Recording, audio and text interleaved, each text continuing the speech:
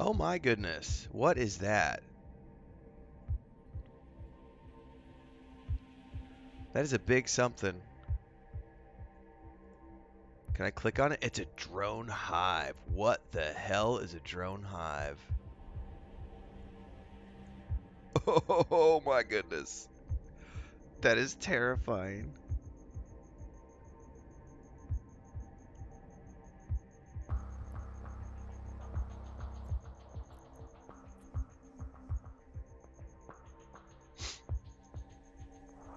Hollow asteroid.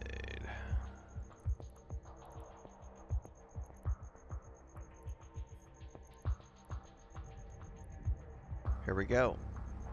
I have a feeling we're getting attacked by all these nasty, creepy drone things, man. That's not good.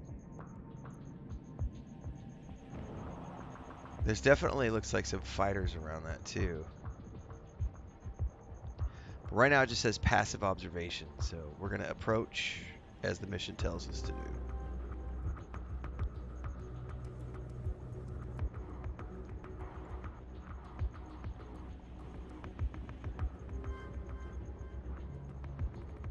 Arriving at warp, it becomes immediately clear that whoever is handling security has little idea how to fight drones. Battleships patrol on the fringe of the swarm, seemingly oblivious to just how vulnerable they are without proper support from smaller vessels. Alright, that's all we need to do. We need to go report back.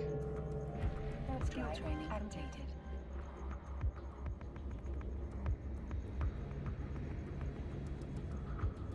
That doesn't look good, that's for sure.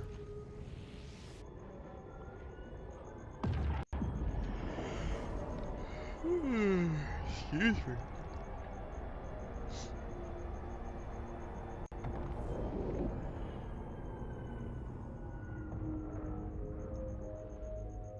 Docking permission requested. Docking request accepted.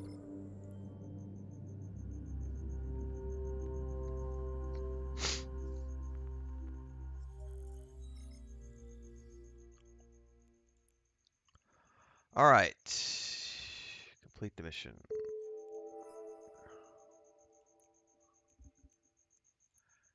Redeemed current station.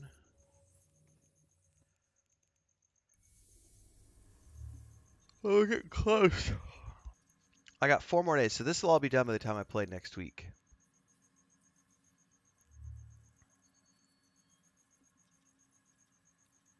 And that's the bounty hunter. And then after that we have Galente Mission Runner, which honestly I think has all the same skills. Actually, that one might already be done. No, it's got Trajectory Analysis 3. So once Trajectory Analysis 3 is done, this one is done as well. Cool. So that took about a month of real time. Because I think this is the... I'd have to go back and look. This is either the 3rd or 4th weekend that we've played. So it took us like 3 or 4 weeks to go through the Galente Enforcer line. And then after that, I'm going to go through and do the Soldier of Fortune line. Which shouldn't take too long. Alright. Request the next mission. The situation has gotten complicated. The current security deployment won't last long against those drones. I need to learn how to talk. I haven't had coffee yet. The local commander, Vitimala, seems happy just to contain the drones, but that only buys the little bastards more time to escape or supplement their numbers. I need to know more about the commander and why he doesn't seem to know what he's doing. I have a friend named Nachi Karuda working for the House of Records who should have those answers.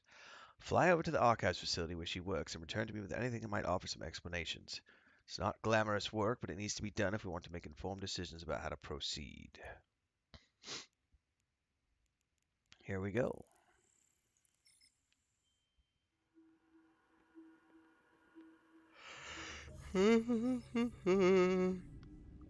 It's going, Adam. Good morning, how are you? Set destination. Autopilot engaged.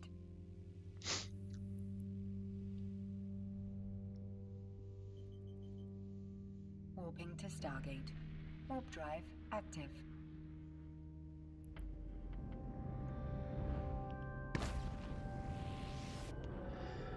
I think this is the perfect part of the video to. Hang on, I need to blow my nose before I do anything.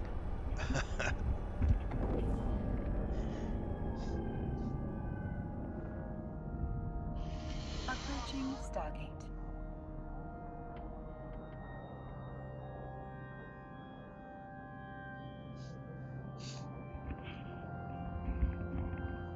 It's nothing like the morning sniffles, man. Oh yeah, it's been great leveling. It's been World of Warcraft's gonna be fun, man. Autopilot It's jammed. already fun, but we're gonna have a lot of fun. It's gonna be good.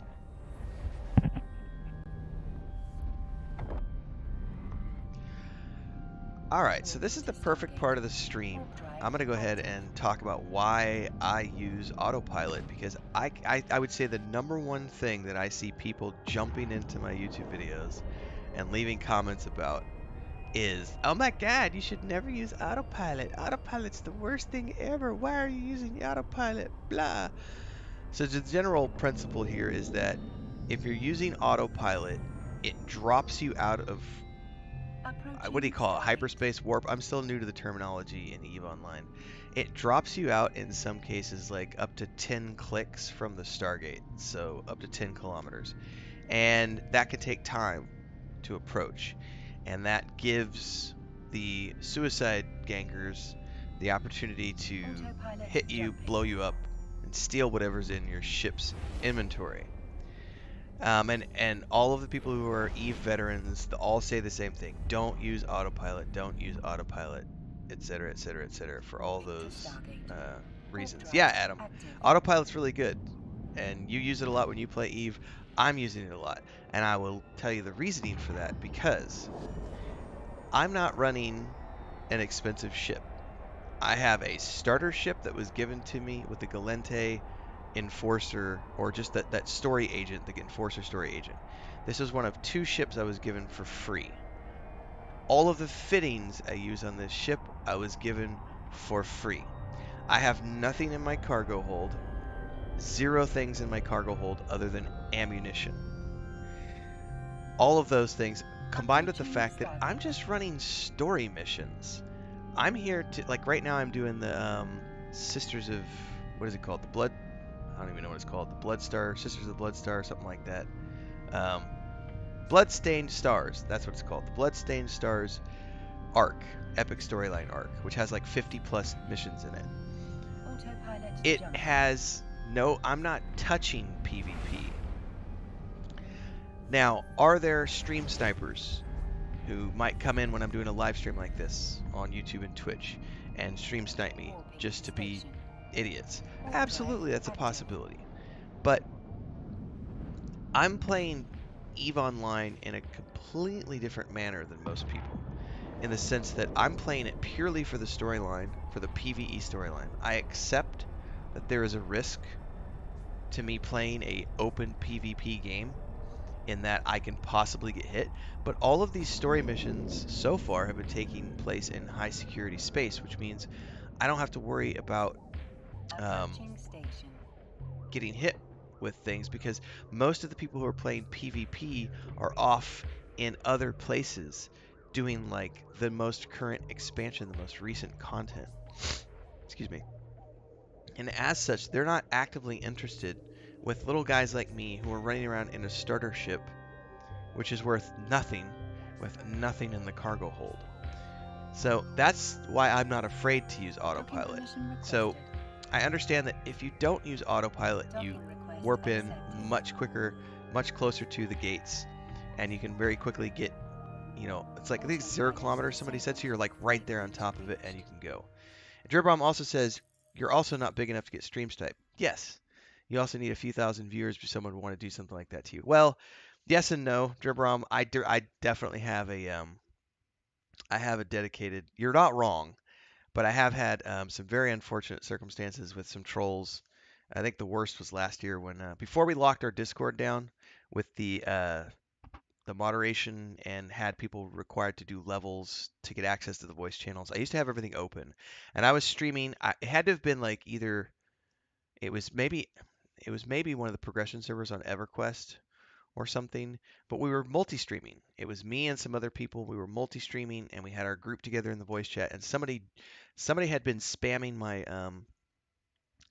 Discord channel with corn spam already, and we had locked them down. We had banned like 25 members, and then we were streaming group chat. Somebody joined the group chat and immediately started yelling into the mic the N word over and over and over, and they got it out like 10 or 12 times before I was able to, in shocked panic, like alt tab out of the game, go over to Discord, ban the user, like, and then hope that I'm not going to get hit by like YouTube for someone coming on my stream and doing that.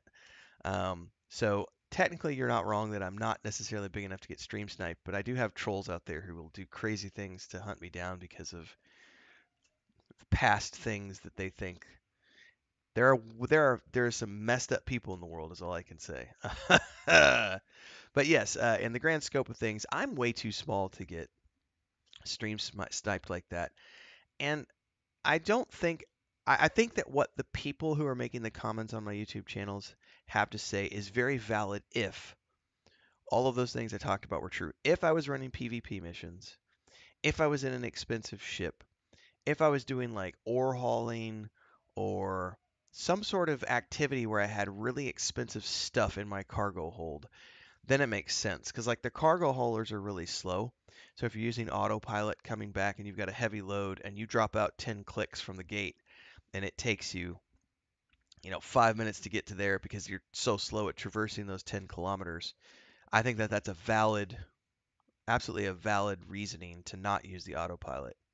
But for me, story missions, starter ship, I love the autopilot because literally I'm relatively new to EVE Online, so I can sit back and just enjoy the scenery and the music, and I can chat with the stream and not have to worry about all this manual stuff. So for me, um, that's um, that's a big deal. What am I doing here? Need to pick up hidden. I need hidden data sheets in your cargo. Now, where do I get these? That's the question. Dun, dun, dun. We're here.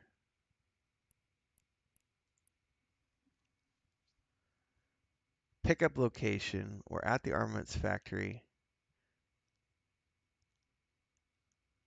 Is this something where I'm going to have to talk to somebody?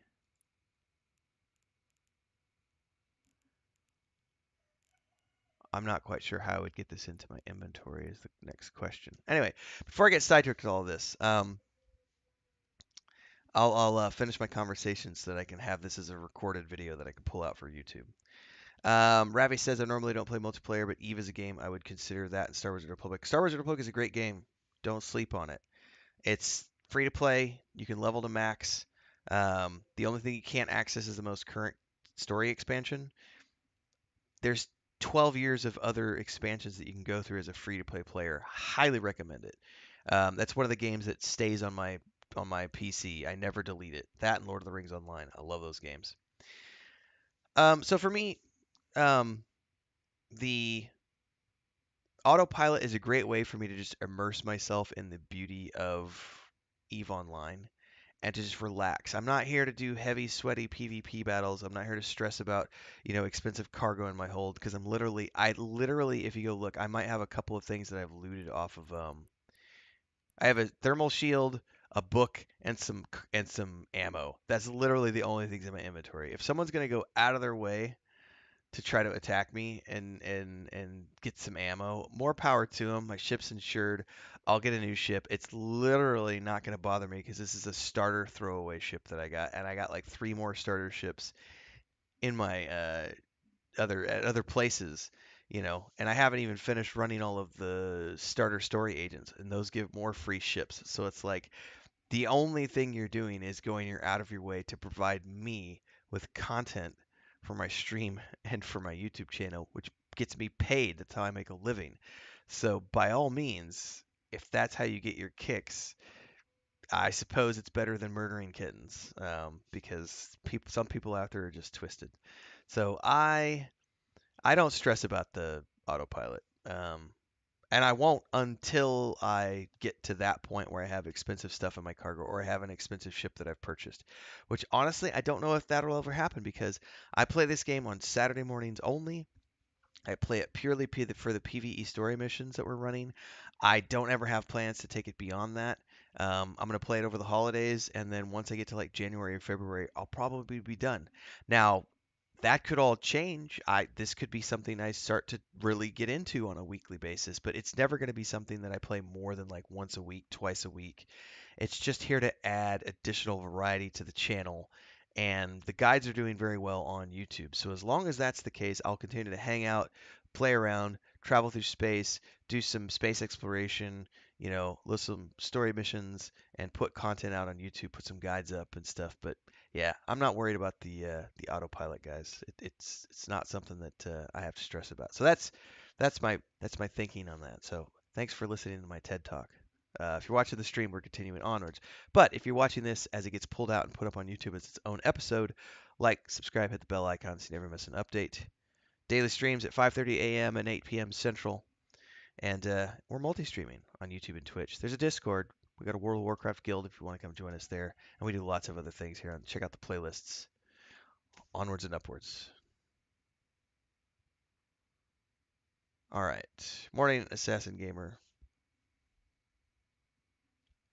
All right, I need to figure out where I pick up this. I'm on the moon.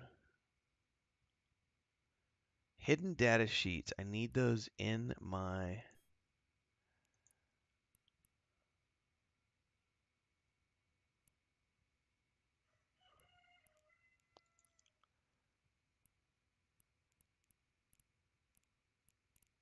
Inventory, and what I don't know is how to get those in my inventory. Maybe it was a cargo and I have to undock and check. Let's undock. Maybe they're outside. Oh, hang on. No, I don't want to undock. Missing cargo warning. How do I do this? I'm going to look this quest up online because I'm not sure where I get the House of Records, online.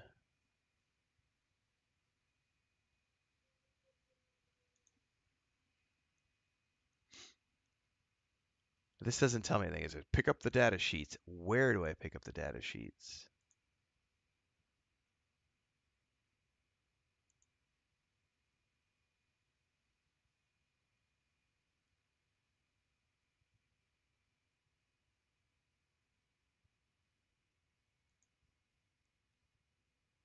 Yeah, I'm definitely having fun, Assassin.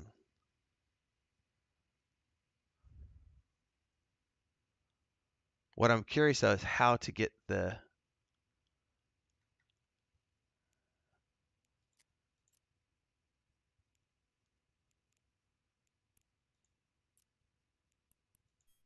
Oh, it's in my fucking item hanger. Oh my god, I'm so stupid.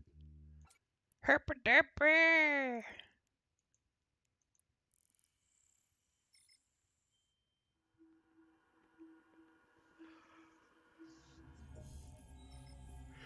Assassin says, I'm gonna make a demon hunter, I'm assuming? Because you like your alt so far at 50. Maybe go into Damn Moon Guard. Nice.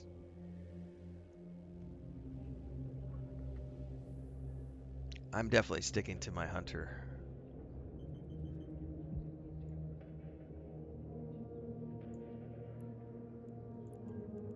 Alright. Autopilot engaged. Back we go.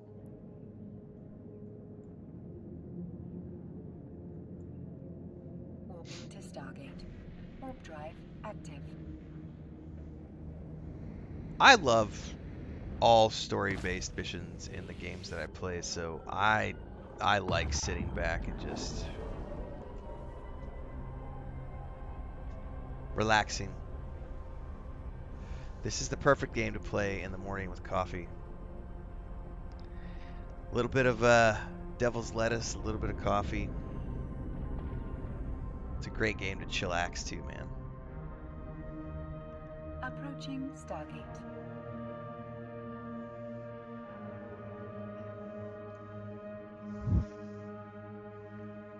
Anyway, to talk more about Star Wars: The Old Republic, Ravi, if you've never played it before, I haven't done any updated guides for a while, but I have a huge Star Wars: The Old Republic playlist on my channel.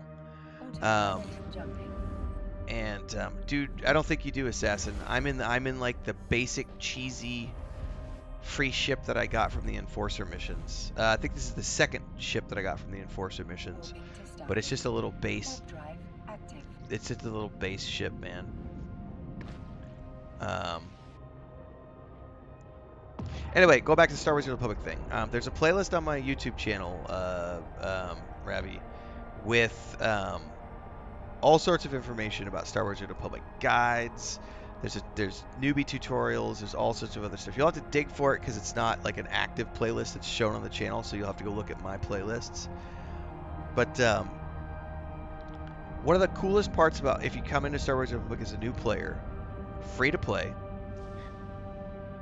and the base game, which is levels 1 to 50, right?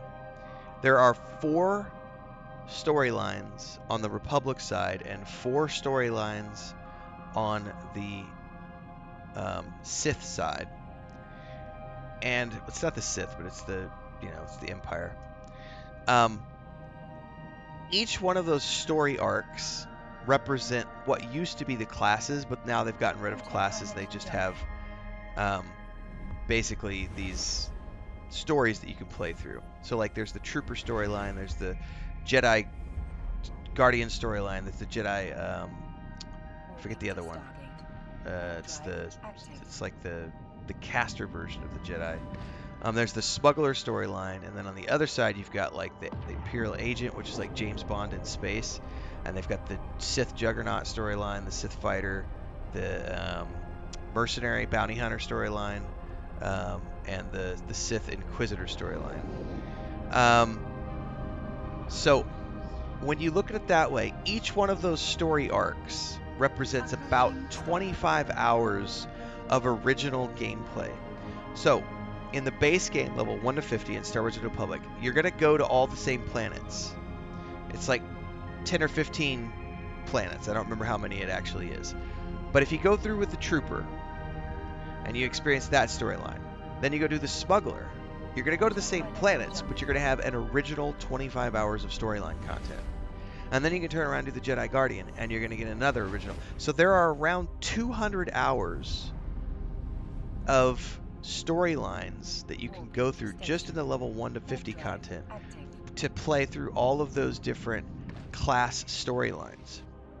Now, when you do that, you also unlock a bunch of stuff for the legacy that your character has on that server, and that unlocks additional perks, bonuses, and all this other stuff. So it's a great way to try out all the different classes that Star Wars: The Old Republic has. Although technically they don't have classes anymore, they just have storylines and I forget what it's called nowadays, the way they've bulked it all up. Anyway, there's 200 hours of base gameplay just doing the original storylines for each one of those classes. Then Origin, that's what they call them. They call them Origin stories. So there's 8 Origin stories. Then on top of that, you have all of the side quests that each planet has. Plus, each planet has its own epic planet story arc that you can play through. Plus, there's small group content on each one of those planets that you can run. Little instances that are meant for like 2 to 4 players. Then there are the flashpoints, which are like dungeons or instances, and those can be run in story mode by yourself with a robot companion, or you can run them in the matchmaking system and group up with other players of 4 players, and you can go run through the dungeons as well. And those all have their own unique story arcs and cut scenes. And Star Wars: The Republic is one of the best theme park MMORPGs out there. And I think somebody else said that. I'm going to go. Dribrom said that. It's one of the best out there. And even today, it still looks and feels great. Yeah, it's like 12 years old, but it has its own unique art style. So if you like the Clone Wars TV show, you're going to like Star Wars: The Republic. It is a great, great game. And on top of all of that, once you've gone through, that's just the stuff I mentioned, the level 1 to 50 game. That's Easily 400 to 500 hours of content. Then, then, my friend, you have operations, which are raids. You have housing, and oh my God, is the housing a whole nother? There's housing on all the different planets. There's different tiers of housing. If you have a guild, you can get a guild flagship, which we have. We have one on the Imperial side, and we have one on the Republic side. We haven't played together as a guild there for a long time. Like maybe a couple of years, but we have in the past, and we have the guild flagships, and those can be decorated, and the housing system is amazing. There's also two forms of space combat. There's the on the rails PvE arcade style combat where you have your ship that you get. Every class gets a ship. Every origin story gets its own ship to travel the stars. That ship has gear, and you can level up the gear, and you can do these PvE space missions, which are on the rails like an arcade. So you're just kind of moving your turret around and going through on the rails.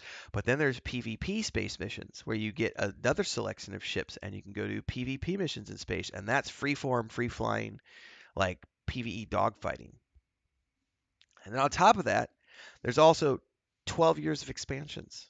So there's the Rise of the Hutt Cartel and the Shatter of Avon and all of the patch content in between the expansions. And there's all these expansions that have gone on over the years. It is for the value that that game offers. There's 1,000 hours of gameplay, easily free to play. You don't have to pay a dime if you don't want to, which is fucking ridiculous to think about. Um, Now I always pay when I play. If I go to play Star Wars Republic, I pay 3 months. I always do a 3 month block. I just pay for a 3 month subscription time as a VIP because you get points, and when you get the points, the cash shop is amazing. There are so many cool cosmetic items. Um, you get into that, and then if you sub, correct what Assassin is saying, if you sub, you immediately get access to the most recent expansion, which otherwise is locked behind. You can't play the most recent expansion unless you're a paying subscriber. So it's not even, you don't even have to worry about paying until you get to the cap if you don't want to. But if you do, you also get preferred status, which unlocks additional perks on your account. And then when you stop paying, if you decide to go back to free to play, you still retain a lot of the preferred status perks for your character. So if you love Star Wars and you're looking for a good game that has like 1,000 hours of content, that you don't have to pay a penny for, which is ridiculous to think about, consider Star Wars: The Old Republic because it is a great fucking game. That's my TED talk on that subject. And I'm all stuffy and sorry guys, my voice is like ah. All right, complete the mission here. I'm gonna go get a drink actually after all of that before we start the next mission. I will be right back, everybody. Don't forget, we're multi-streaming on Twitch and YouTube. Pick your poison, choose where you want to watch and follow along in either place. Don't forget the Discord.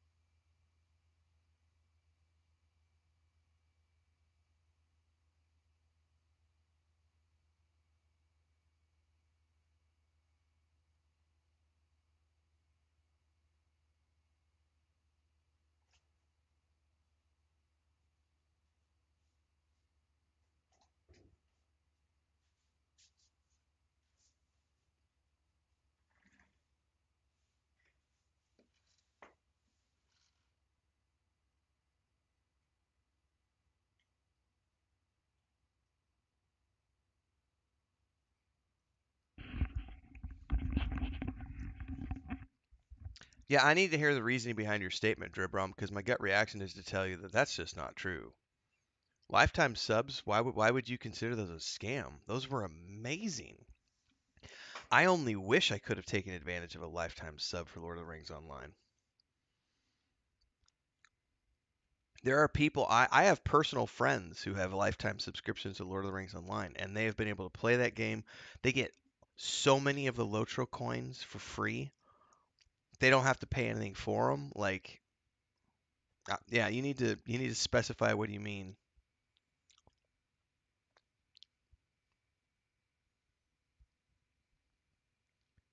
And they didn't remove subs. They didn't remove subs at all. The subscriptions are still there.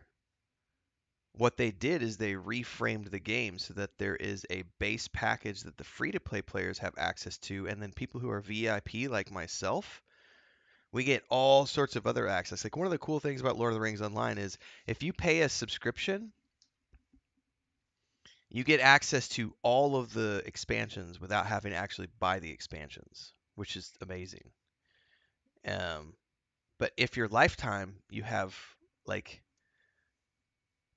like I'm not understanding the logic there at all. Like you got lifetime access to the VIP tier of Lord of the Rings Online.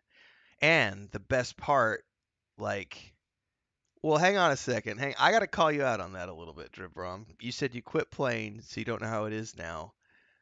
And but from what you read, subs was not worth anything. That's not. I don't think that's a fair statement to call it a scam if you haven't actually played in a long time, and you're just going based on what you're reading, because that's just not true. That's just not true. Um, Lord of the Rings Online is an amazing game, and the subscription tiers the things that you get with being a sub are absolutely amazing. That is so much far above and beyond what you get as like the base player. And if you paid, and here's the other thing about this, a lot of people don't realize this. The lifetime sub only cost about $200 when it came out. The lifetime value of the traditional MMORPG player is $225. That means the average player, not the whales, not the free to play people, the average gamer who plays an MMORPG spends about $225 over the course of their lifetime playing a game. So for the company to offer a lifetime subscription for 200-ish dollars means that they were looking at the way that looks is you look at the lifetime value of the customer. So we're going to offer this is the most amount of money we're going to get from anybody anyway. So let's go ahead and sell that up front, and that gives us a bunch of liquid cash that we can now use for other things, for development and so on and so forth. Um, I only wish I would have gotten a lifetime sub, but I wasn't around. I think I was traveling full time when they came out with the lifetime sub, so I didn't get it. That's it. But it's so far from that is not a scam at all. And as someone who actively plays Lord of the Rings Online, I don't play it like every day, but I do play it every single year. I keep it installed on my PC. I just dropped in, I think 2 or 3 weeks ago, to do a tour of the River Hobbit houses because the River Hobbit housing came into the game, I think, in October. And I went through um, with Stalia. She did a tour of her house with me. I've played at the free to play level and I've played at the VIP level with Lord of the Rings Online. That game has one of the best tiered systems. So the free to play player gets the base game and all of the content all the way up to Helm's Deep, which is level 90. That's like 6 years of expansions, if I'm not mistaken, that the base player gets for free. Now, there are some restrictions in that. Like you can't use fast travel as a free to play player. Um, so going back and when you're a VIP, the perk of a VIP is that I get access. One of the perks is I get access to fast travel. That's an immediate reason why I would want to be a VIP. But if you're lifetime, like Listelia is a lifetime subscriber. Like she and I have gone over. She gets so many amazing perks that I only wish I could get because as a VIP, even I don't get those perks. So there's multiple tiers of how much of an awesome supporter of Lord of the Rings Online you are. Um, Welcome Odin Rot to the Twitch channel. Thanks for the follow.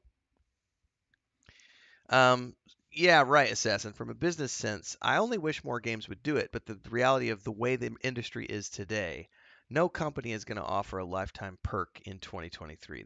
The lifetime perks were like 10 years ago when companies were just getting into the whole, hey, we're going to maybe make a transition, excuse me, maybe make a transition over to free to play. And right before that, they were offering lifetime subs as a way to sort of spike business growth. Um, says they got Star Trek Online lifetime sub for half price during a sale. Like, oh, a couple years ago they offered it. That's cool. I wish I could get it in WoW or Final Fantasy. It would definitely affect dev cycle. And also, World of Warcraft and Final Fantasy are big enough games that they'll never do that lifetime perk because that's usually something that's offered with smaller games that have a niche audience and they're in a cycle where they're looking to spike sales. So rather than offer a marketing event, they'll do like a lifetime sub. Now, some people would say, hey, that might be a downside because if you know that those people are just going to play for a little while and go away, you're only ever going to get that much money from them. You're never going to be able to extend it. So I'm a whale if you consider how I play MMORPGs. Dribrum just said, I never play more than 3 years and I've never returned after I've stopped. See, I'm the complete opposite. I play games. If I like the game, I'll play it for years and years and years and years and years. Star Wars: The Republic and Lord of the Rings Online are two good examples. I've played both of those games since they launched. I don't play them full time, but I play them all the time. Like the way it usually works is I drop in about once a year, and I'll usually pick one or the other. It's actually about an 18-month cycle, and I almost always play those with my brother. So we usually will come in during the winter months when he has a lot of inside time to game. And good morning, Chuck Finn. And we'll go up together and we'll play, and then we'll usually have community members come in and game with us. So I have paid, if you consider how often I have paid a subscription, and also buying expansions and everything else for like Lord of the Rings and Star Wars: The Republic, I have given those games. I would ballpark it. I would have to sit down and do the math, but I would bet that we're well over 500. I'd say we're probably up around $750. Could be more. Star Wars Republic might even be actually they might because I've done some cash shop stuff in those games too because I like cosmetics and so I've absolutely spent money in the cash shop above and beyond the coins that I get because I'm like, ooh, they have that new sale going on that really cool Mandalorian armor that I want, things like that. Also, EverQuest 1 and EverQuest 2. At one point I was running 4 accounts for EverQuest 1. And I've always dual boxed EverQuest 2. I have 2 World of Warcraft accounts. I have 2 Lord of the Rings Online accounts. I'm in the whale category because I've definitely spent 750-ish dollars on the games that I've played since they launched. And that's not the average. The average is 225, $250. Um, it's but that's my primary source of entertainment. I don't go out. I don't go to clubs. I don't go bowling. I don't have social clubs. Like MMORPGs have always been my primary source of activity, entertainment, I should say, apart from travel. But travel is way more expensive. Travel is super expensive.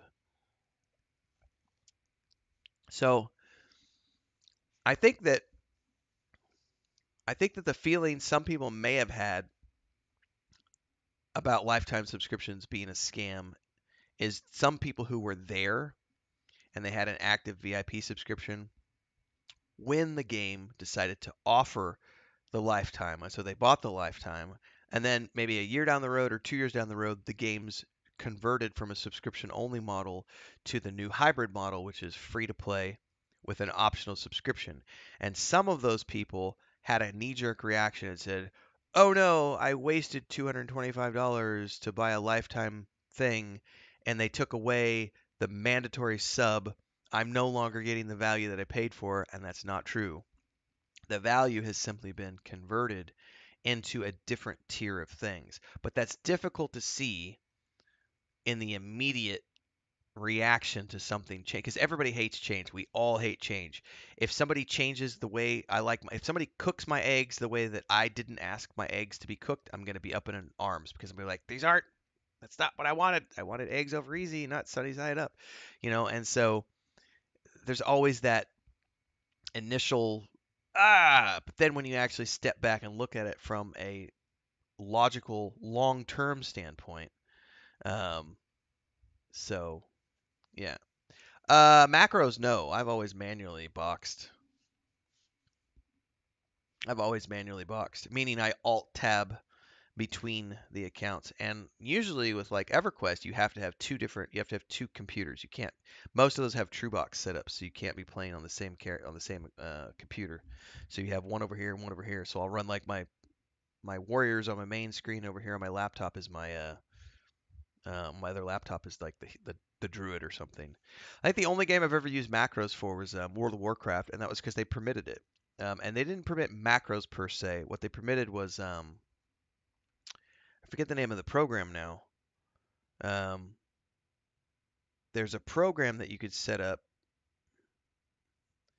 God, I can't remember what it's called now.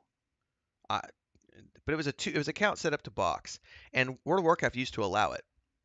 So you could set it up, and what it would do is like if your number one button cast an ability on your tank, it would also cast an ability over on your healer or your druid or your mage or whatever. So you could key map is what it's called, key mapping, which is different than macros.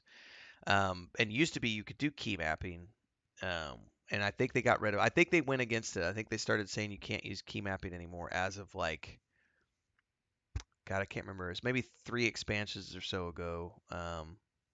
You're not supposed to use key mapping anymore. Chuckfin says I ran 6 accounts at once on EverQuest. The most I ever did was 4, and that was back during it was right before I quit and moved over to EverQuest 2. So that would have been back in like the Planes of Power, Gates of Discord era. And I was doing that on 2 different laptops. So I had 2 accounts on one laptop and 2 accounts on the other laptop. And I alt tabbed, and it was a warrior, cleric, paladin, druid. Not paladin, sorry. Warrior, cleric, enchanter, druid was the combo that I used.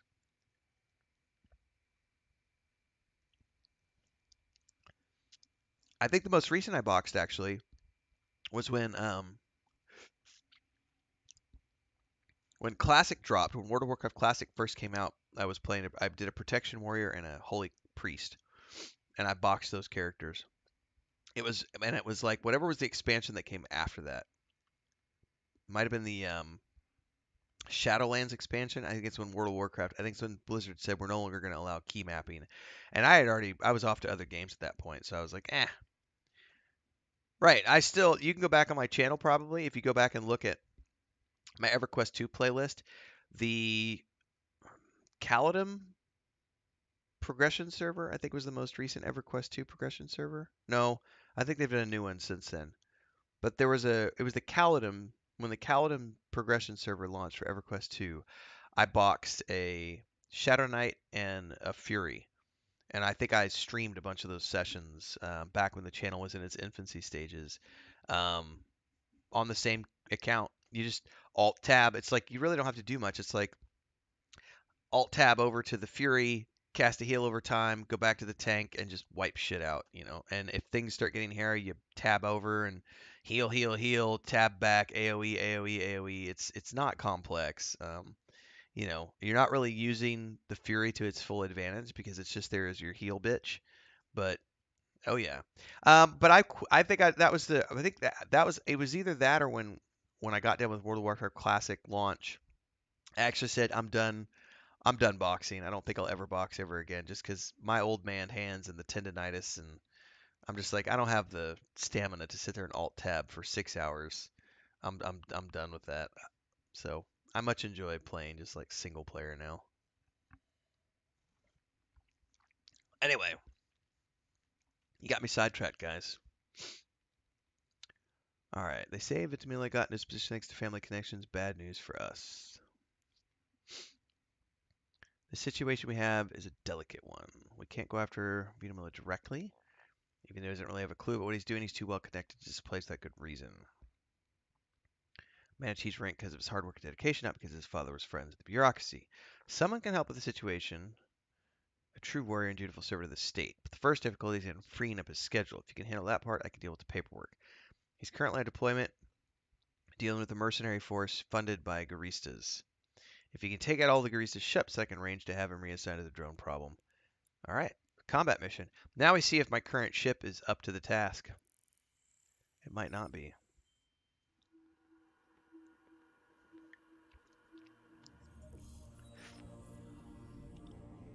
Dribum says, in Star Wars Galaxy, you had macros you could write in the game for playing music, crafting, etc. Warp drive active. You used to be able to do some pretty complex macros in EverQuest 1 too. I even had the most recent time I played a progression server a few years back. I did a bard for the first time ever. The new melodies that they have set up are really cool, but you can set up a bandolier, and that required some. I made a video about it actually. It's a guide that still does well even to this day.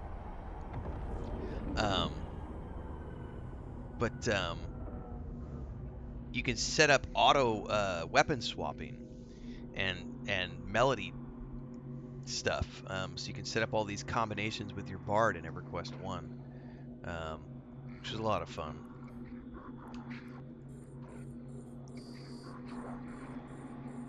All right, time to get busy with it here. Hopefully not die. Checkfin says my EVIS count is back 2009.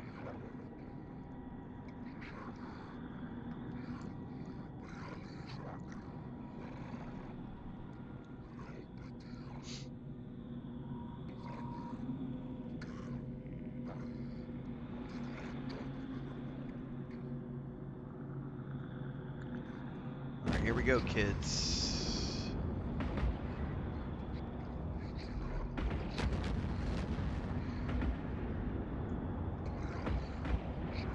First combat of the morning. We're an hour in.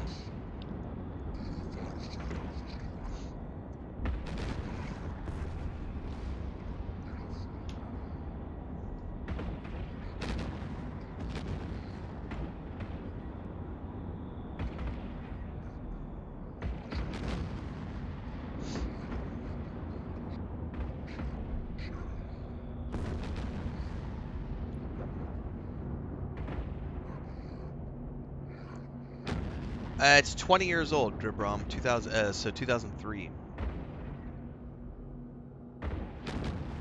And I gotta say, for a 20-year-old game, it looks amazing.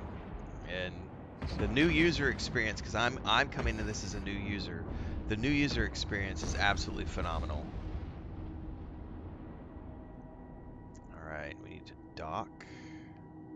Actually, do we need a loot? No, that's beacons. None of these have any loot. Warp drive active.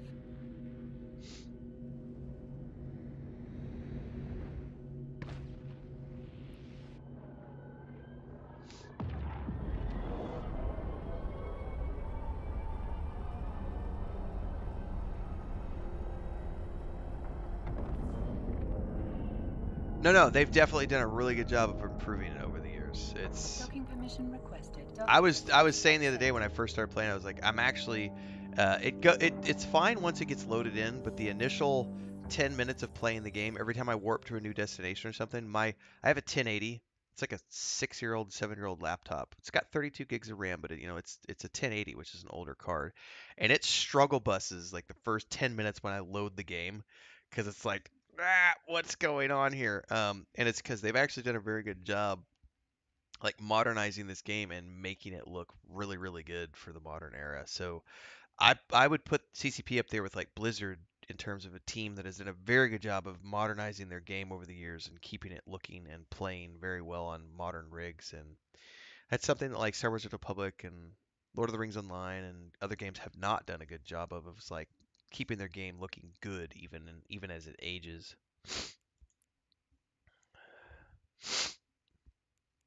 I have the sniffles. All right, complete the mission. We have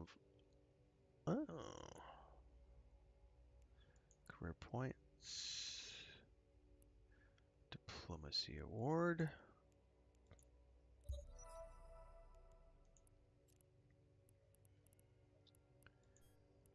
Put that in my ship bay. Close that. Close that. Let's get the next mission. Damn Vitamala. He wasn't coordinating with the Navy's Emergency Logistics Division. There's a colony nearby that missed a shipment of farming supplies thanks to the chaos caused by those drones. If we don't make the delivery ourselves, then we risk the entire agricultural economy. Once you take these goods over to their fleet, they'll deal with the rest. We can finally turn our focus towards the underlying cause of all these problems. You're going to need at least 150 meters of cargo space to make the delivery. I should have that?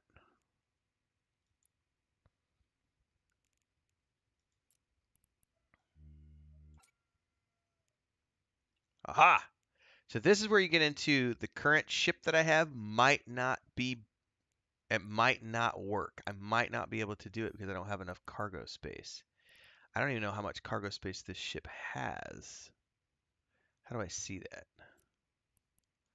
Show info, description, attributes. Can you buy cargo hold fittings to give yourself more cargo space, everybody?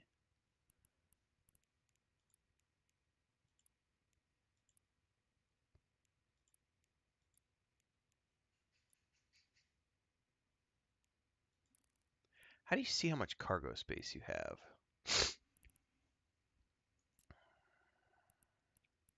I thought it would be right here.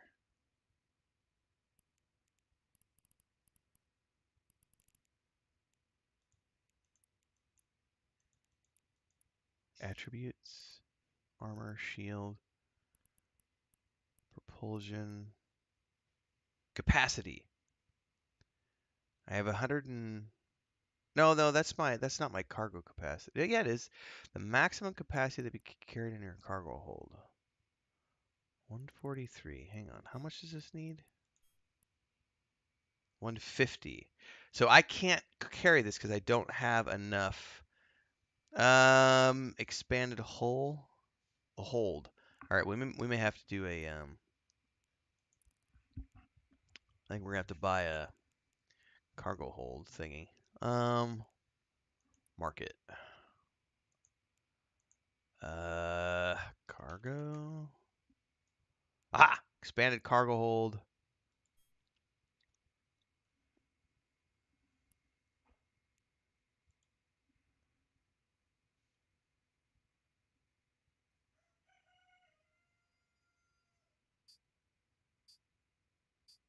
How much does that give me? Volume is 5 meters squared. That's not going to be enough because I need 150 and I only have 140.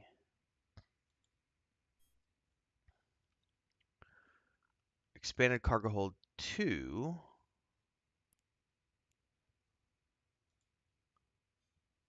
Hang on, what does this mean when it says it just gives me a cargo capacity bonus? What does that translate to? I was thinking volume. Volume's not the thing I'm looking for. Description.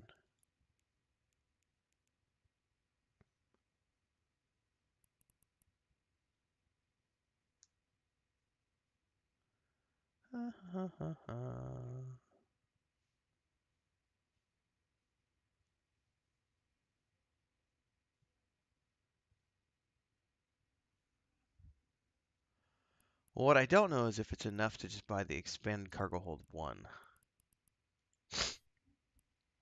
Although I'll tell you what, there's somebody right here. They want to sell it. Is that in the system? That's not station though. That's just system.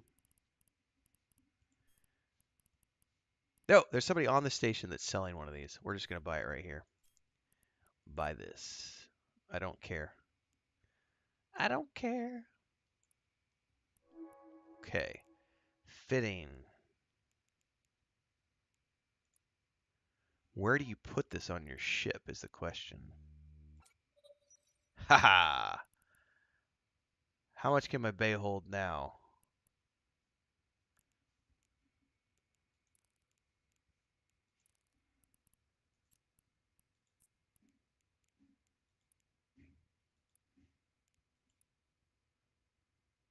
I can now do 164. So that gave me 24 meters squared. So I should be able to put this in my hangar now.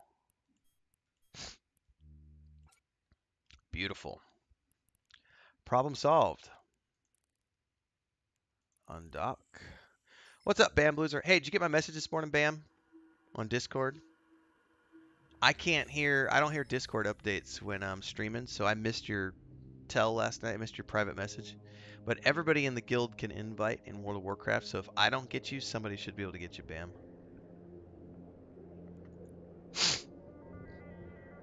Warp drive active.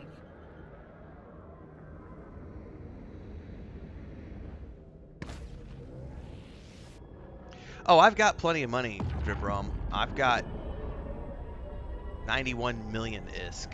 I'm not stressed about cash. Thankfully, I was able to get a cargo hold to be able to do this. But I'm willing to bet I'm gonna have to just upgrade a ship at some point, which makes sense because I'm getting deeper into this storyline now.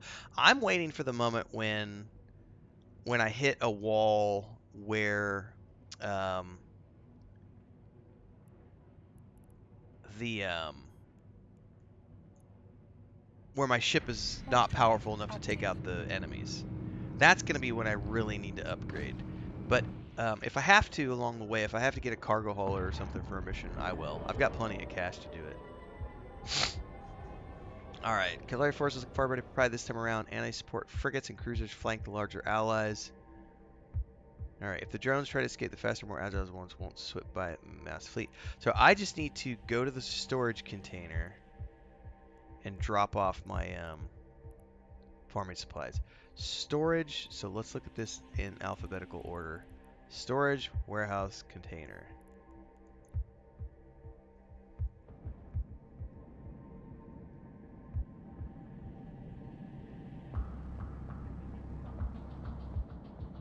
Yep, it's totally cross-server, Assassin. Also cross-faction these days, too, so Dungeons and Raids, it doesn't matter what faction you are on. So, it really only matters for, like, guild chat. Like, if you want guild chat, you're going to have to be Alliance side to get access to the guild chat and all that other fun stuff.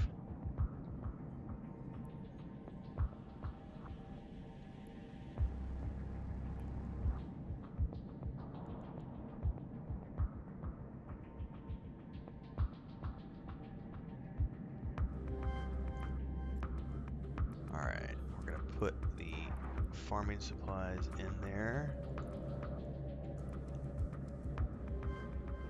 Alright, let's complete remotely. I just received word from the colony. They should be able to stick to their production schedule, which is great news. Alright, let's request the next mission. Normally, the local security forces will want to handle this drone threat themselves, but they're willing to contract the job out to a capsuler. You'll need to go in alone while our fleet holds the lines. I suggest you take some friends. Rutrow, it's telling me I might need friends, which means this might be the first mission I come into where I get my ass kicked. Accept remotely. Warp to location. I may be about to get my ass handed to me, everybody. I picked up all the Alliance quests yesterday, Assassin, so at some point over the weekend I'm probably going to go in and just unlock all the allied races just so I have them. Because you have to do, like, what, a little intro quest for each one. I'll probably do that. I don't know. I spun up the Discord server for the guild this morning. The cool thing is I paid for, my brother and I paid for the ultimate license with the ME Discord moderator bot. And the cool thing is because we have the ultimate license, I can set up multiple servers on that, which is great because that means I can set up the new Discord. I'm going to be working on the Discord server for the guild this weekend, so it's cool because I'll be able to set up ranks and all this other stuff. And the cool thing is they'll be able to have, like, the landing is going to be when people join in, and the charter is going to be right there, and they have to accept the charter to get access to the rest of the Discord, and we'll be able to run all our applications through the Discord. I got a lot of work to do to get all that set up, but we're getting there. Yeah, there's a scenario. I think it's, I don't know, I remember those being like 15, 30 minutes long or something. Maybe longer. But it's going to be good. I'll go in and I'll be able to get content out of that because I can record each one of those and make it a YouTube video.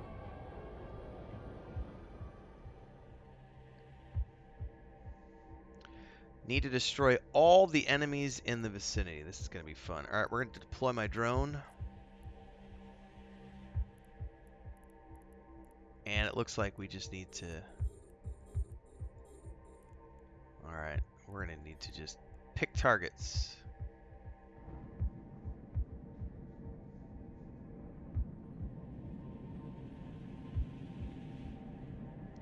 And hopefully not die a horrible death.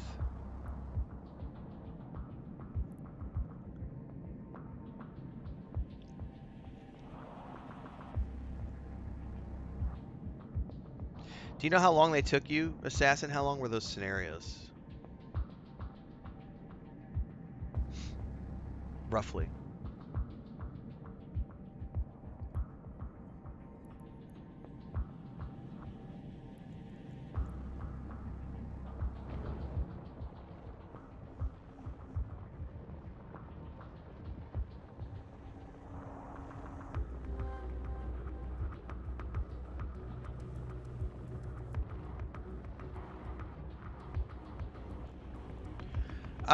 Yeah, that's something that's not going to happen for any time soon.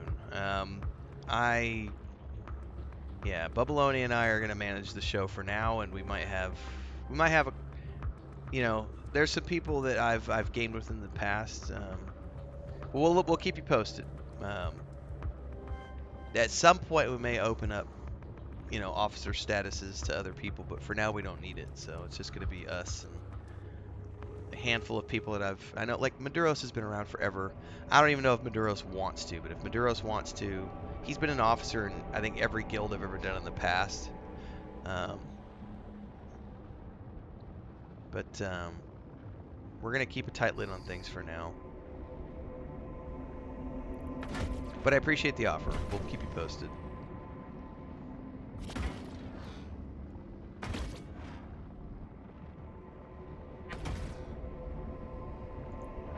Alright, let's see. I should be able to get a lock on some of these that are within 20 kilometers.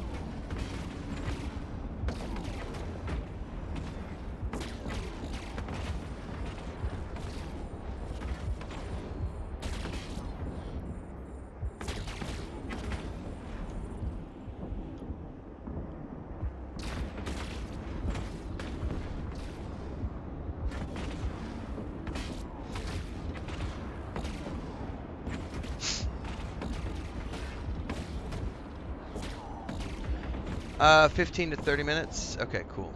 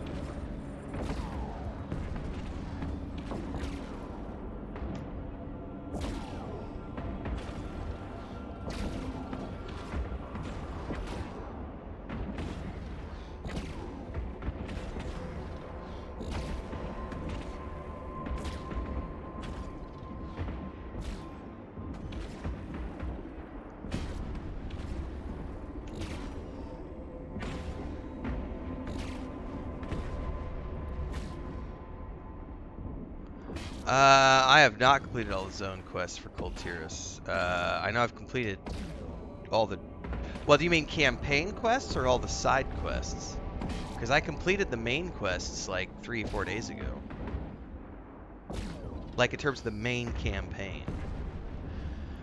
Nice flying, pilot. That was the last of the drones taken care of. We flew to inspect the wreckage, but I just received an official transmission for you from the Sisters of Eve. They've got a new lead for you to chase up on. I am going to loot. Thank you very much. I don't know if there's anything else that I need to loot.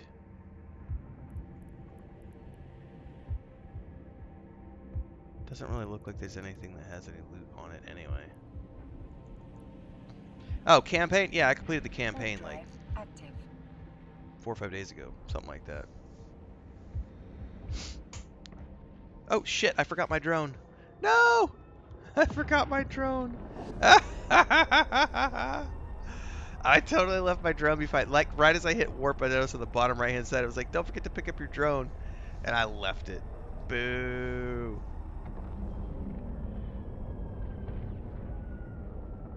Hang on. Is that going to show up on my personal assets? I may have to go back and get my drone. Hold that thought.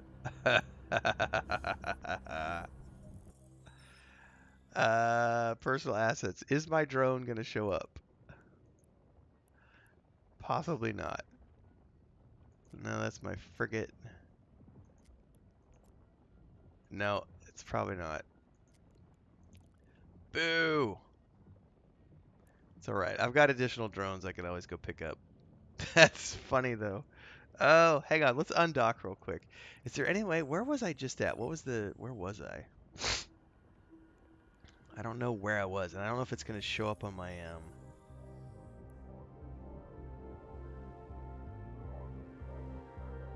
Yeah, it's probably not going to tell me where I was just a minute ago. Every drone inside.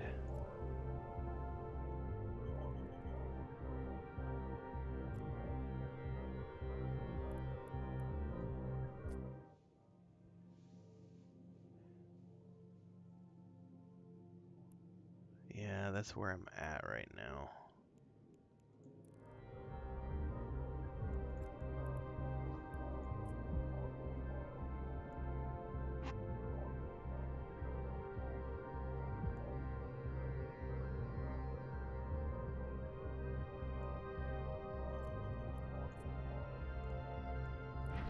Drive active. Oh, I think we're good. I think it's going to warp us to the destination.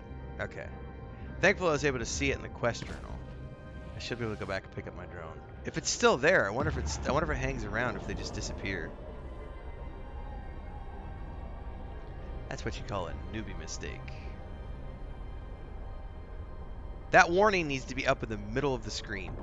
Instead, it was down in the far bottom right, and I never even saw it till the last minute. I was like, no, wait! Too late. Already warped. I gotta use the acceleration gate. I remember this much.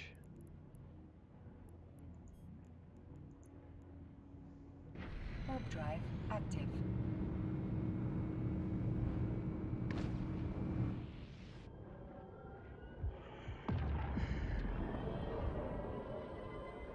Well, you got plenty of time, Assassin's Creed. We're not rushing, so don't burn out. That's the most important thing. Don't burn out. See, I don't see my drone anywhere now. Unless that's it right there. Hold up. Civilian Hobgoblin. That's my drone. Come home, baby. Come home, baby drone. Scoop to Drone Bay.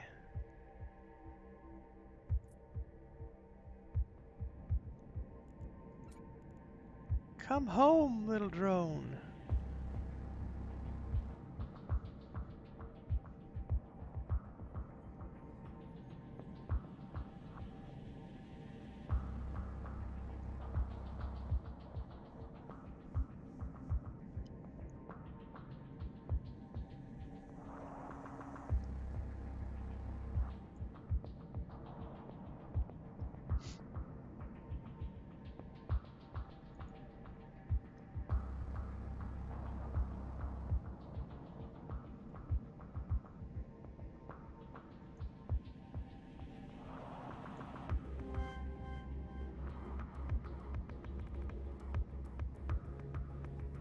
Man, 5 minutes seems like a lifetime to those little AI drones, man. Oh, did I not turn on my afterburner? Let's do this. Come on. We got shit to do. Burn in daylight. Uh, Galente. Check fin. I don't know. From a roleplay perspective, it sounded like interesting, but I've noticed that story has zero impact in it. So I actually like the ships from the Federal. What are they called? The Federation or whatever. Those ships look way cooler. Those are like way more like Halo ships from the Halo franchise. It's like the military corporation order, and I like their ships a lot better. Um, but the thing I like about Galentes is you can use drones, which I think is really cool. But I think you can technically learn how to use drones anyway, if you wanted to. But all the Federation ships, I don't think they have drone capabilities.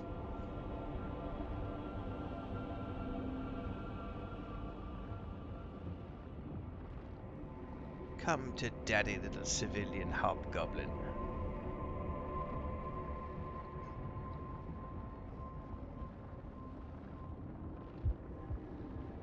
Yeah, sticky notes for the win. Don't forget your drones.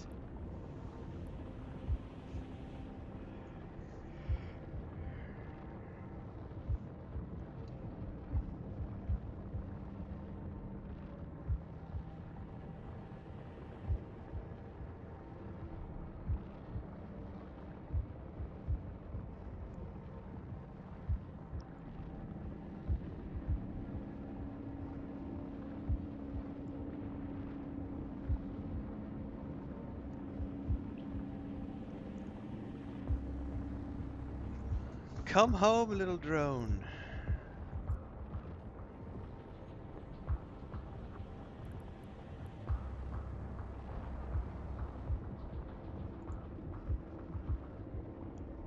Alright, it's in my drone bay now. Yay! Warp drive active.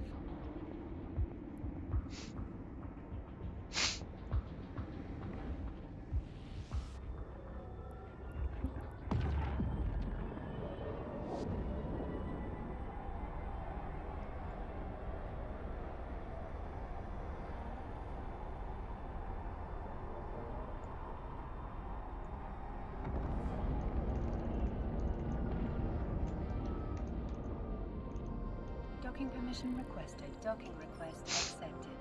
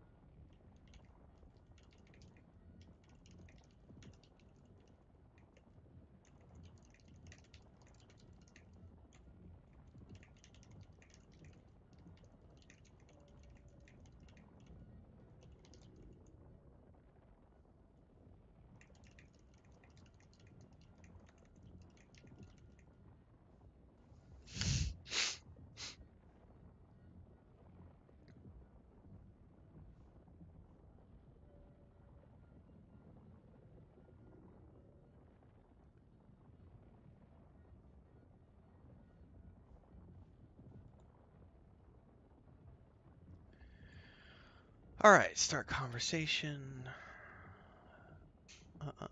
Complete the mission. Capsular, I mean, okay, go to the great future. What's the next mission? Sister Alitura. Get back in touch with her. Here's a transponder beacon. Accept. Close. Undock.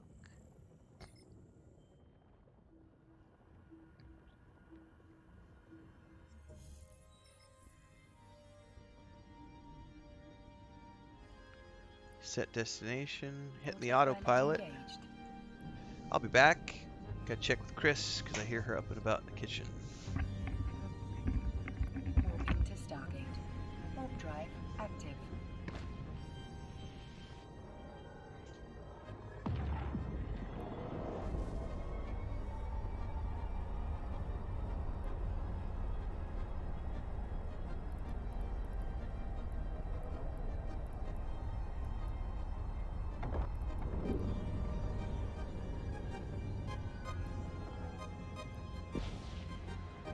Approaching Stargate.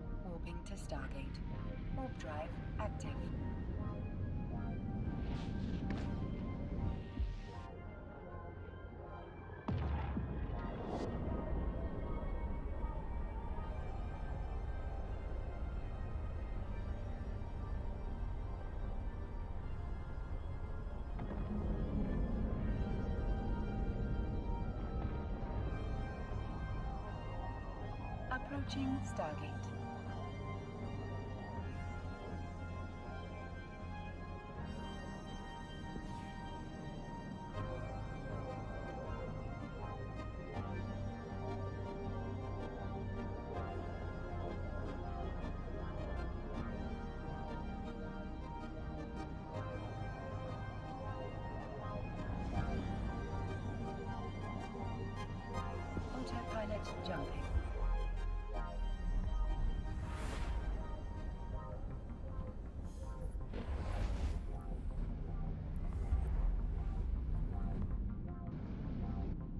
Warping to Stargate. Warp drive active.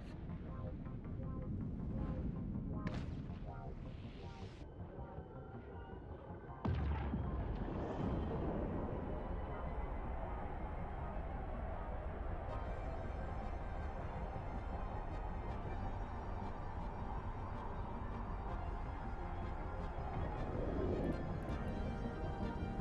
Autopilot jumping. Warping to Stargate. Warp drive active.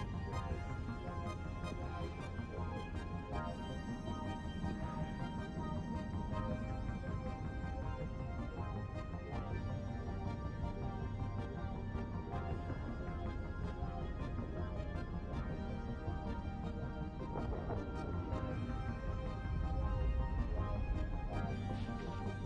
Autopilot jumping.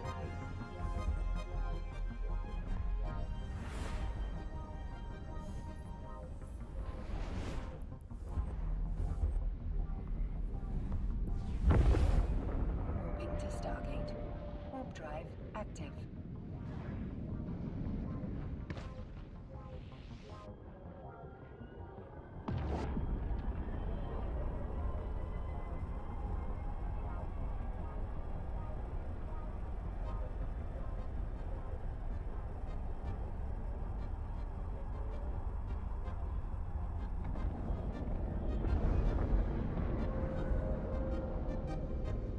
Approaching Stargate.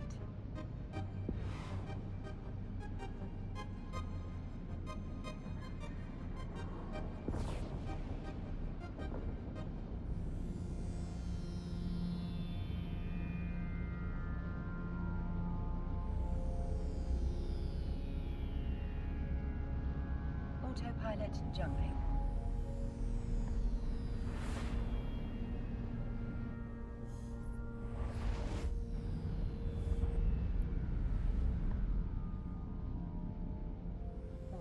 Stargate.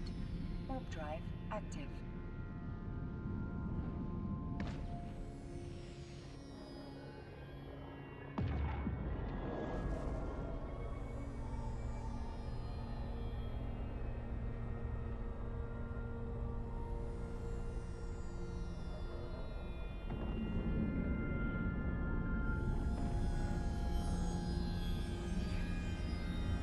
Approaching Stargate.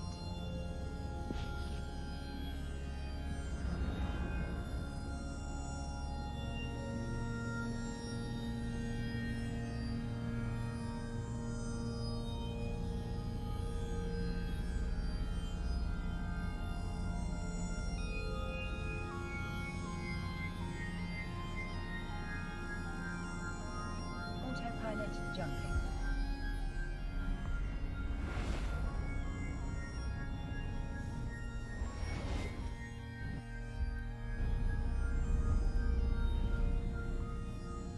Warping to Stargate. Warp drive active.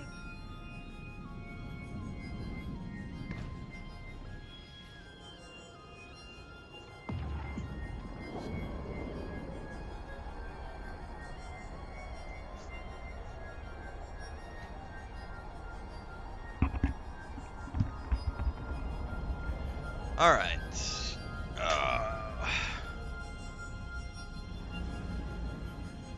Approaching You used to have to Stargate. train your skills through a website? I don't know.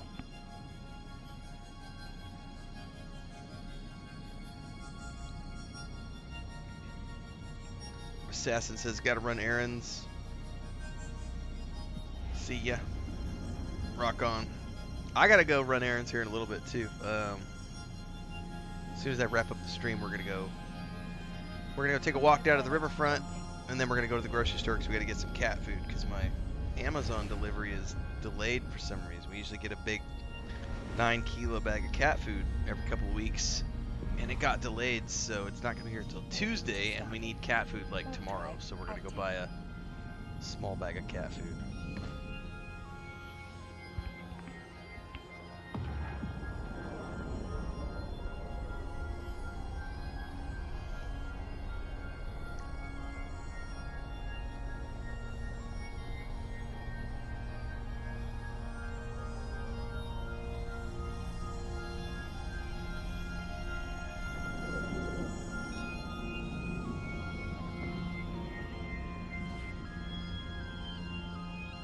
Approaching Stargate.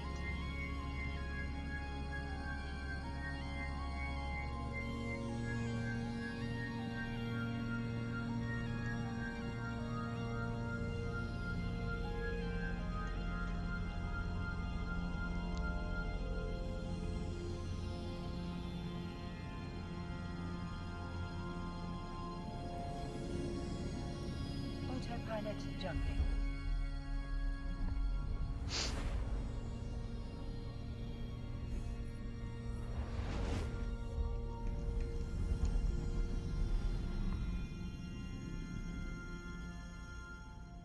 Warping to station. Warp drive active.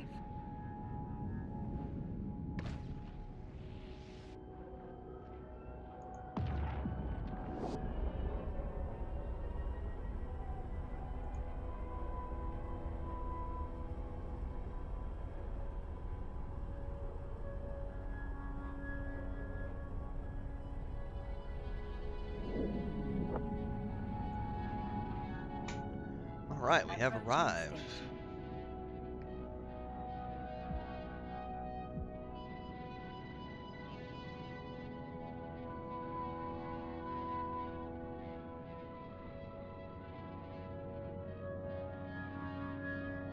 Chuck Finn says, okay, the way it works now is they added a price tag to train through the website. It wasn't like that some years.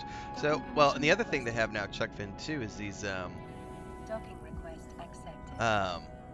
I'll wait till we get into the ship, because it'll close down the screen. Hang on a second. Autopilot disabled. Waypoint reached.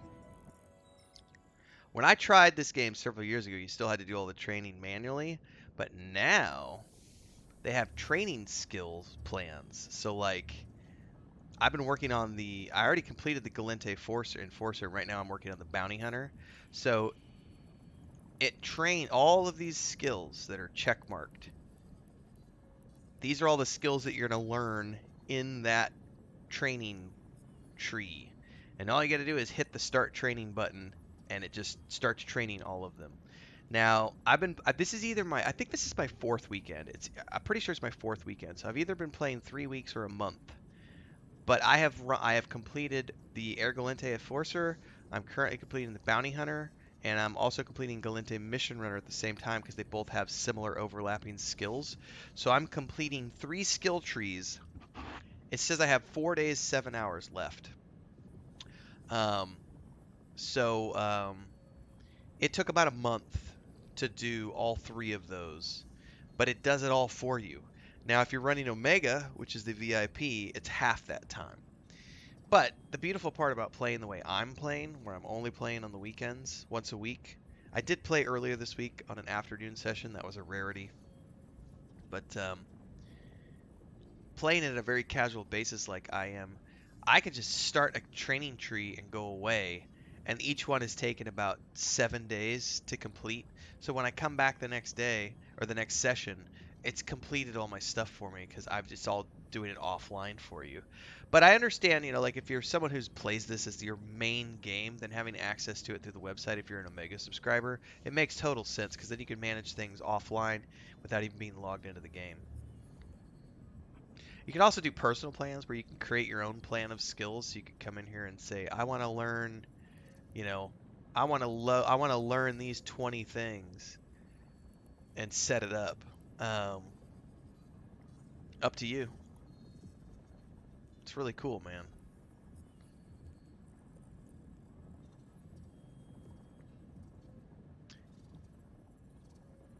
Well, they have a what's it called? Like an anniversary event going on. Oh no, it's an expansion. They just launched an expansion like 2 or 3 days ago or something like that. And someone was telling me that every time they do an expansion, they give everybody a free 7 days of Omega, which means your skills train half as fast or twice as fast. You get access to the Omega ships, but you'll lose access when you lose that status. Things of that nature. All right, we need to go get the personnel on the ship on this station that's being attacked by rogue drones.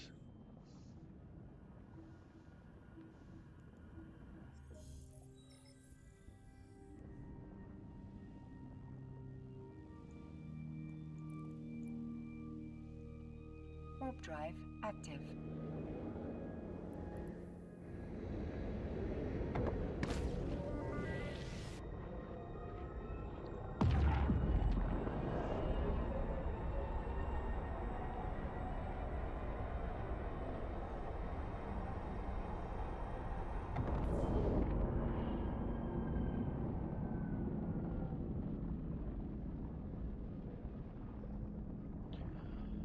All right, what are we looking for?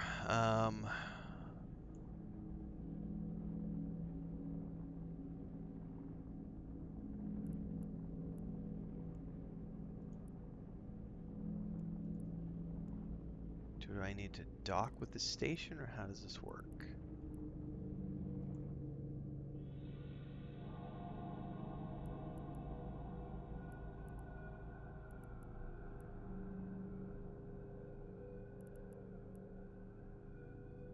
Or do I gotta go to the habitation module, personnel quarters? I bet that's where I'm going.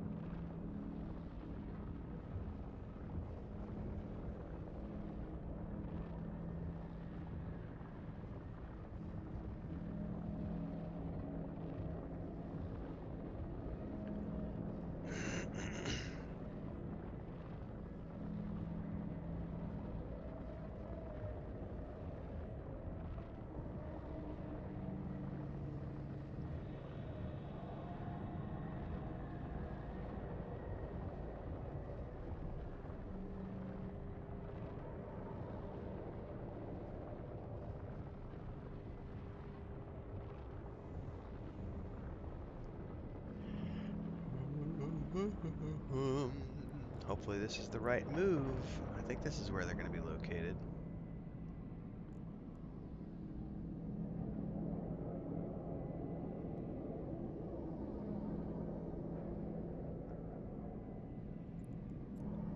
Yes. All right. And back away we go. Drive active.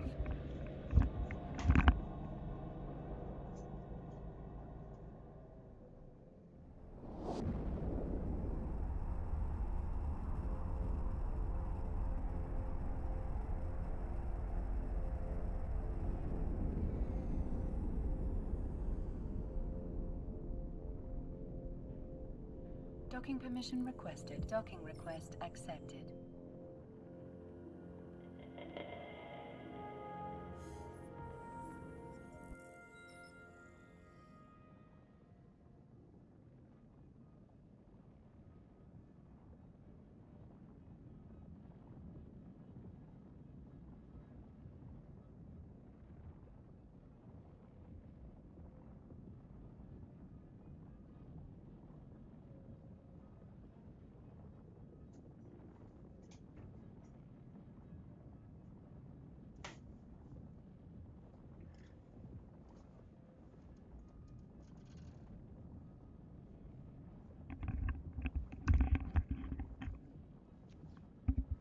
Not cursed to coming back to a game for the first time in a long time as you forget how to play.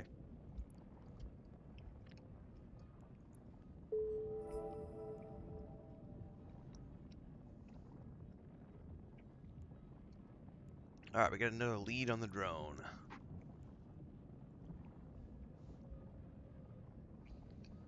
Up until this point, we haven't had a chance to get a look at it. Good news is that one of my sisters was able to get holoptics and scans that will help us track it down. But she's doing missionary work. She can't get the data to us. She's going to leave a canister out, and I need to get the data and bring it back. All right.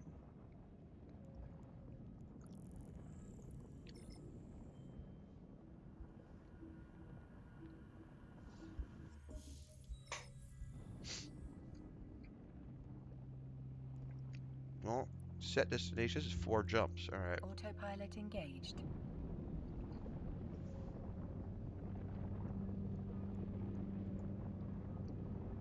Warping to Stargate. Warp drive active. Welcome to the Twitch channel, Gaming Badly. Since you're new here, don't forget we're multi-streaming on YouTube as well. YouTube is my main channel. Doing full-time content creation for a couple of years over there. Just started doing multi-streaming here about 3 weeks ago on Twitch. It's going good so far, so welcome aboard. Don't forget to check out the YouTube because that's where all the main action happens. We do multiple video uploads per day, game guides, movie reviews, all sorts of other fun stuff. And we play a lot of different games. Oh, you're Chuck Finn? Never mind, you know all the shit. I'll shut up. Double dipping. I always get confused. Half of the people who are following have different names on Twitch versus what they have on YouTube versus what they have in Discord as well. So I don't fucking know. So everybody gets the spiel twice. Autopilot jumping.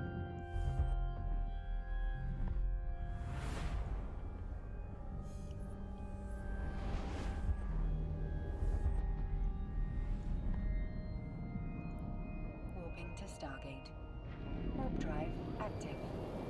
Alright, well, while we're doing this...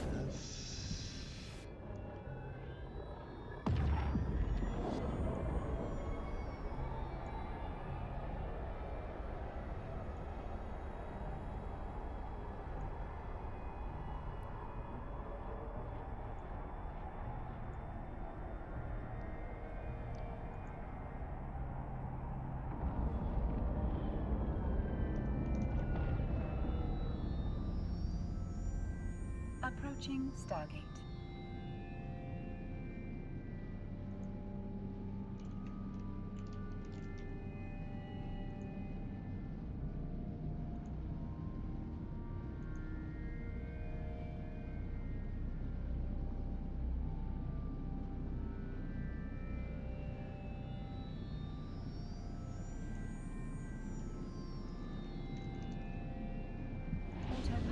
jumping.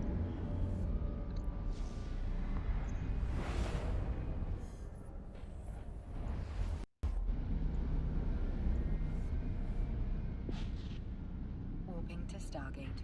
Warp drive active.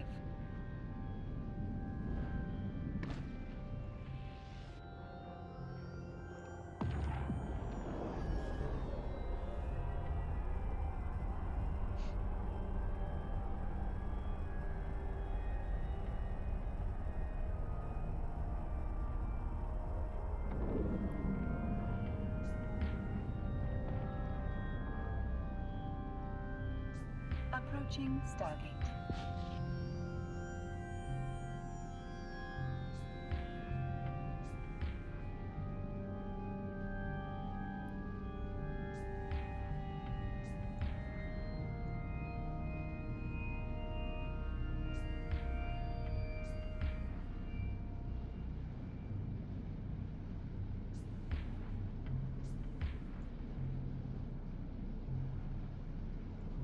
Autopilot jumping.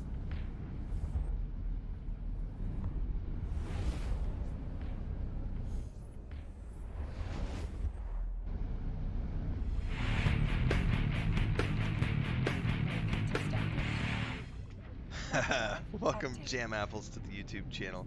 Chuckfin says that music sounds absolutely demonic when you're hearing it in two windows at the same time.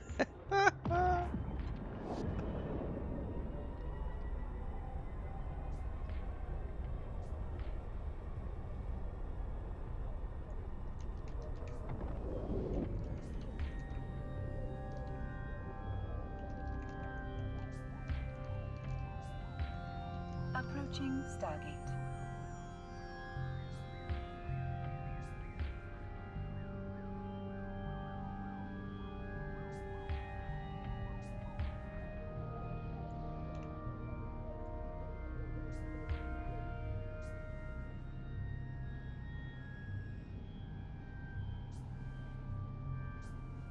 Autopilot jumping.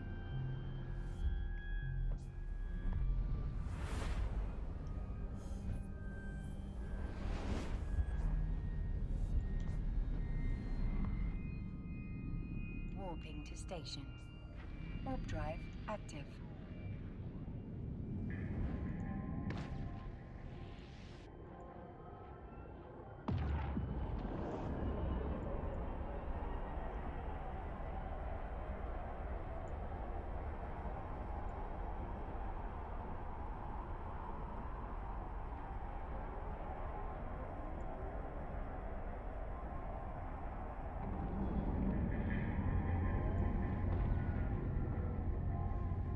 Approaching station.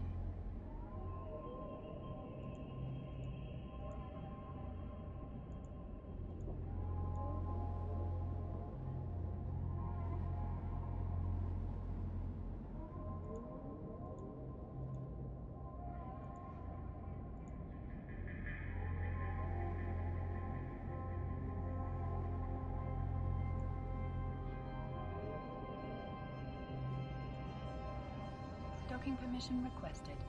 Docking permission requested. Docking request accepted.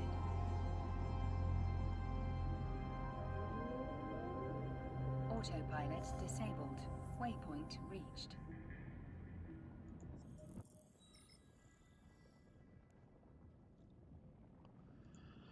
Alright, we need, probably this is in the inventory. Yep, encoded data to my ship docking bay. Undock, and back we go.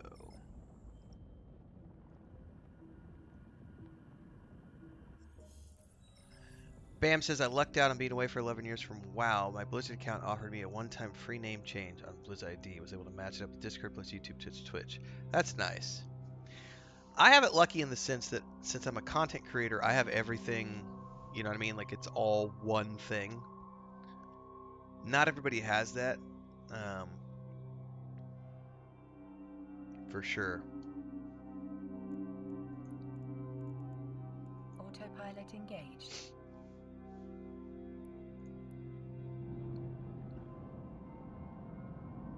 Warping to Stargate. Warp drive active.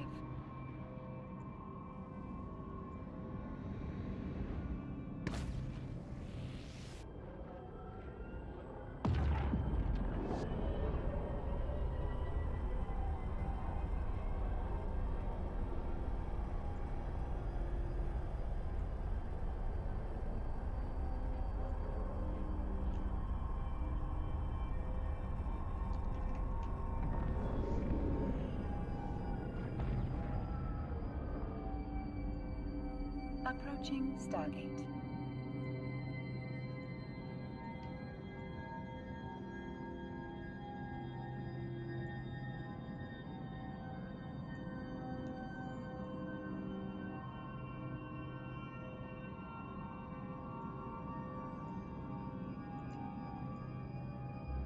Autopilot jumping.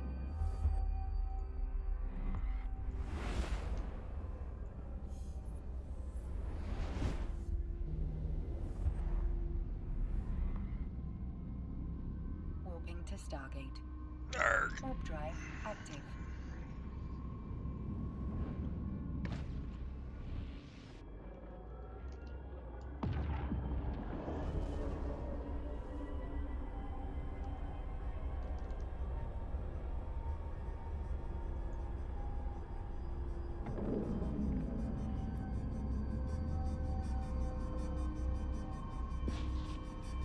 Approaching Stargate.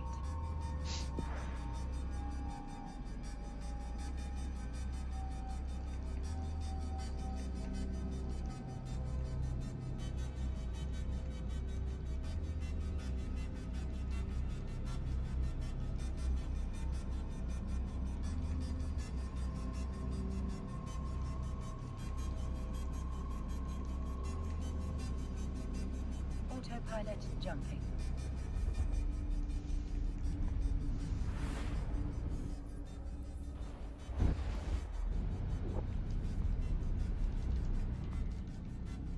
Warping to Stargate. Warp drive active.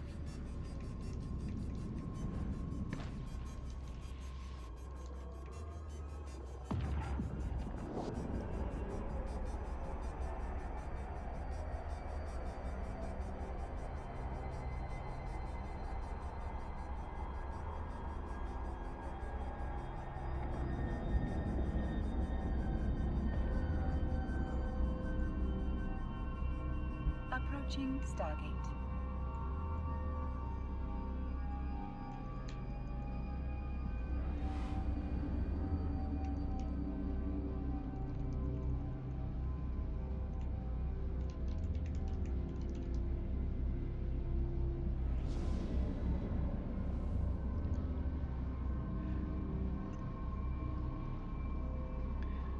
Hey, thanks, Indere. I appreciate it. Autopilot jumping. There's going to be a video coming out on YouTube tomorrow or Monday talking about why I use autopilot. You weren't here earlier, so you missed the 15-minute discussion on why I use autopilot. But thanks for that. Warping to Stargate. I know Warp it's drive faster. active. Not worried about it. But thanks.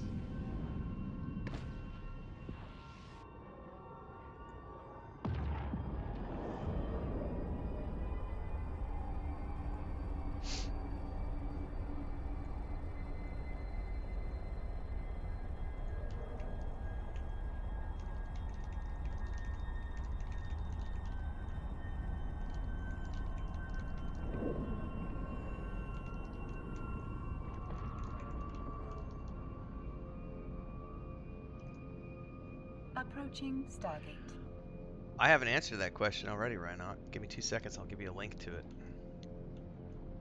Because I did a video about that on YouTube the other day. Let me go pull it up.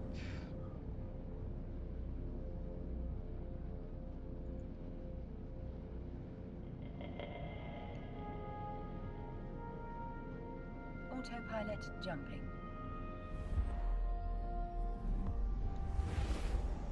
Here it is.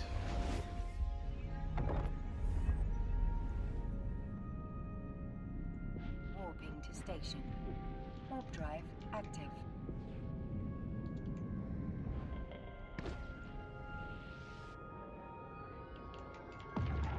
Drop this into YouTube and Twitch chat.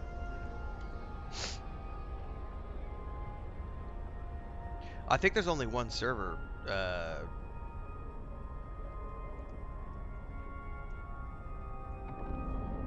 Chuck.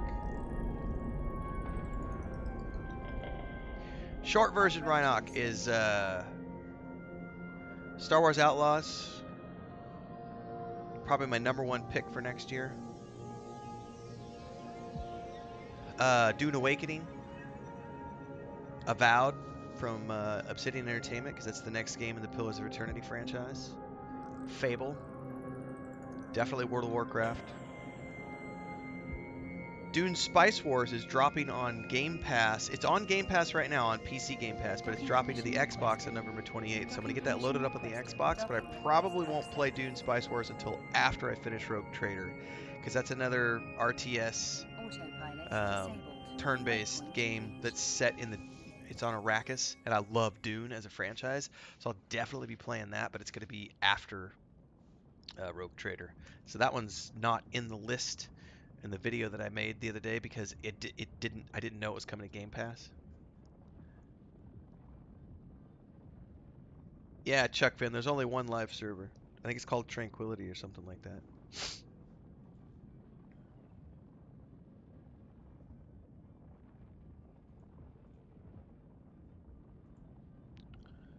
All right.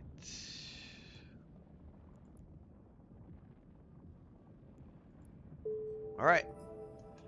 That is going to be a wrap this morning, everybody. I have got to go to the grocery store and run errands with Chris. Rhinex says avowed. Fingers crossed. That's good. I'm also hoping for some Dragon Age announcements. You know, I'll play whatever they do with Dragon Age. I know a lot of people are butthurt that it might be an action RPG like God of War, but I would also argue that who cares? If you like the Dragon Age franchise, you will play the Dragon Age games no matter what style of gameplay it is. It's kind of like um, Avowed. Avowed is going to be a first-person game like Skyrim. Um, and some people have already just signed it off and be like, I'm not going to play it because it's not a top-down isometric CRPG like Pillars of Eternity 1 and 2. Yeah, fuck you, Obsidian. No, fuck you for being an absolute asshole of a gamer who's not willing to let a company try new things. Like, I have no respect for the people who are like, I'm not going to play the game because it's not how I want it to be. Dude, it's an adventure in the world that you love. Have fun. Like, I think most people want to do it. So I'm not worried about whatever. I'll play Dragon Age, whatever it's going to be. I love BioWare games. However, I will admit that, yeah, BioWare's not the same company it used to be. Um, and it remains to be seen if they can ever get back to being the company they were once were. But I have enjoyed every single BioWare game ever produced. I loved Andromeda despite the fact that a lot of people didn't like Andromeda. I loved Anthem despite the fact that a lot of people didn't like Anthem and it got shelved. I've liked every BioWare game that's ever been produced, so I'm also looking forward to Dragon Age. I wouldn't anticipate it being a 2024 release, though. If I had to guess, it's going to be 2025. Um, Unless there's a miracle announcement that happens next year. Um, I've got it. I'm gonna do a reaction video this weekend. NC Soft had a bunch of trailers that dropped yesterday, and there's a game called Project LLL, which looks interesting, but it's gonna be like a single-player shooter game. I'm kind of interested in. Um, yeah, you're welcome, Bam. Thank you for being here. By the way, I'm wrapping down everybody, but we're still gonna talk for a few minutes. I will be back tonight for the evening stream at 8 p.m., but it's also Saturday, so I can guarantee you, unless something happens, and there's a power outage or something, I'm going to be live this afternoon with World of Warcraft. So, um, but tonight will be Wasteland 3 because I have to finish Wasteland 3. And then tomorrow morning I'll be back with Rogue Trader because we have to restart our character because I got that game-breaking bug yesterday, so I had to restart as a new character because it would not advance to chapter 2. So. It's all good. I needed to try out the adept anyway to learn about the clue system because I got to make some more guides. So more Rogue Trader tomorrow. And then of course today, for those of you who are following along on YouTube, let's look at the schedule here. Because there's already some fun stuff coming out today while I'm offline doing. Um, I stream, yeah, Endere. My current schedule is stream. I only stream Eve Online on Saturday mornings. So my stream schedule is 5:30 to 7:30 a.m. every single morning, and 8 p.m. to 11 p.m. every evening Central Time. Afternoon streams happen 2 or 3 times throughout the week, kind of when I have free time. But the two set streams are morning and evening. Eve Online is what I play every Saturday. I'm like 4 weeks in now. I've been playing it for about a month. And I'm probably going to play it through December and January. I'm going to finish it until I run out of storyline content to do. So I'm just doing PvE story missions. So as long as we still get people tuning in, the guides are doing well on YouTube. I've done a few beginners guides. So as long as all that continues to do well, I will continue to play EVE Online on Saturday mornings. The rest of the days are spread out across the variety stuff that I do. So we're doing World of Warcraft Dragonflight right now. We're doing Wasteland 3. I'm doing Rogue Trader beta, prepping for the Rogue Trader launch. I'm going to be adding Dune Spice Wars into the mix. Um, and then once we get past Rogue Trader, I think once we get past Rogue Trader, it'll be Dune Spice Wars. And then I'll have to look at something to fill in the nights. But depending, I just gotta wait and see how when Star Wars Outlaws comes out and all those 2024 games. Avatar Pandora drops in December, but I don't know that I'm not gonna pay $70 for that. I'll wait until it comes on sale.